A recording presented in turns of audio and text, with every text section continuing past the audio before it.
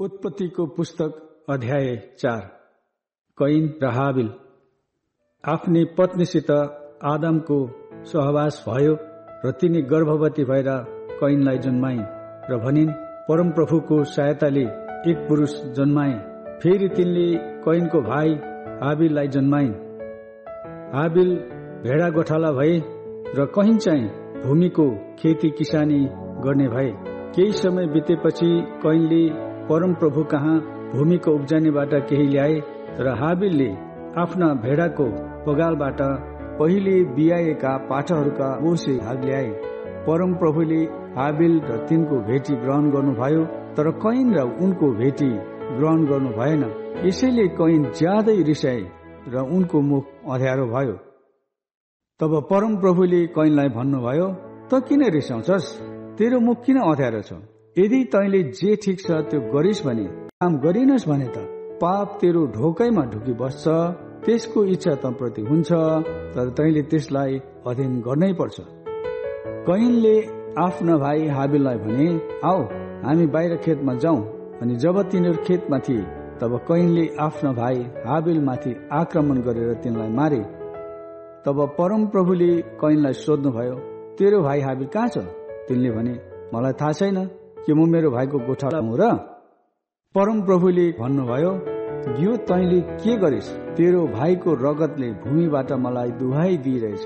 त अब श्रापित भएर यस भूमिबाट खेदिएको छस्, जसले तेरो भाइको रगत तेरो हातबाट लिनलाई आफ्नो मुख उघार्यो। तैँले भूमिको खेती गर्दा अब उपरान्त त्यसले तँलाई आफ्नो उब्जनी दिने छैन, त पृथ्वीमा एक बिना चैनको डुला हुनेछस्। कैनले परमप्रभुलाई भने, मैले सहनै नसक्ने कडा दण्ड मलाई भयो। हेर्नुहोस्, आज र तपाईँको उपस्थितिबाट मैले लुक्नु पर्नेछ। म पृथ्वीमा बिना चैनको डुलुवा हुनेछु र मलाई फेला पार्ने जोसुकैले पनि मलाई मार्नेछ। तर परमप्रभुले तिनलाई भन्नुभयो, त्यसो होइन। जसले कैनलाई मार्छ त्यससित 7 गुणा बदला लिइनेछ। अनि कैनलाई कसैले फेला पारेर नमारोस् भने परमप्रभुले तिनीमाथि एउटा चिन्ह लगाइदिनु भयो।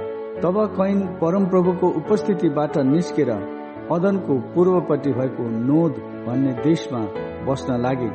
आफ्नी पत्नीसित कैनको सहवास भयो र गर्भवती भएर तिनले हनोकलाई जन्माइन्।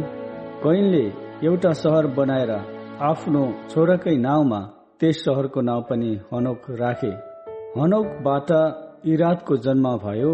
इरादबाट महुयायलको जन्म भयो। महुयायलबाट मतुशायलको जन्म भयो। मतुशायलबाट लेमेखले 2 जना पत्नी ल्याए। एउटीको नाउँ आदा र अर्कीको सिल्ला थियो। आदाले याबललाई जन्माइन्। उनी पालमा बस्नेहरू र पशु पाल्नेहरूका पुर्खा थिए। उनका भाइको नाउँ युबल हो। उनी चाहिँ बीना र बाँसुरी बजाउनेहरू सबैका पुर्खा थिए। सिल्लाले तुबल कैनलाई जन्माइन्। उनी सबै किसिमका काँसु र फलमका हतियारहरू बनाउँथे। तुबल कैनकी बहिनी नामा थिइन्। लेमेकले आफ्ना पत्नीहरूलाई भने, ए आदा र सिल्ला, मेरा कुरा सुन। ए लेमेकका पत्नी हो, मैले भनेका कुरामा ध्यान दिएर सुन। किनभने मलाई चोट लाउने मानिसलाई मैले मारेको छु, मलाई घाइते बनाउने जवान मानिसलाई। यदि कैनको बदला 7 गुणा लिन्छ भने लेमेकको चाहिँ 77 गुणा लिइनेछ।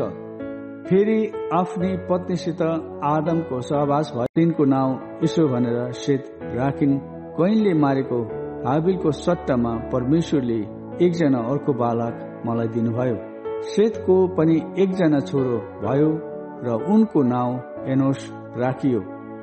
त्यस समयदेखि मानिसले परमप्रभुका नाउँको पुकारा गर्न सुरु गरे।